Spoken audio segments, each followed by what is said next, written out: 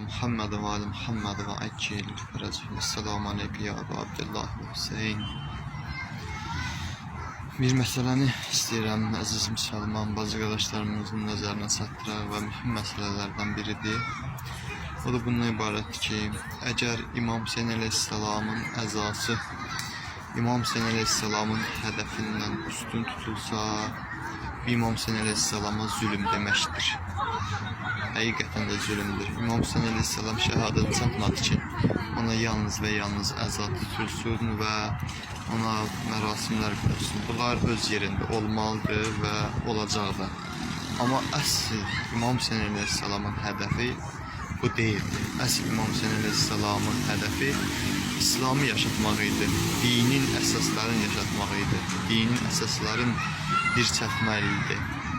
Buna görə də çalışmalıyıq. İmam Hüseyin əleyhissalamın hədəfi olan Qur'an-ı-Kərimdə olan o halaldan, haramdan, Allahın buyurduqlarını yerinə yetirib və haramlardan da uzaq olmalıdır. Əsas məsələ budur. Əgər bunu eləsək, Allahın vaciblərini yerinə yetirib və haramlarından da uzaqlaşsa, bu həqiqətən də İmam Hüseyin əleyhissalamın hədəfini yaşatmalıdır. Buna diqqət edin inşallah.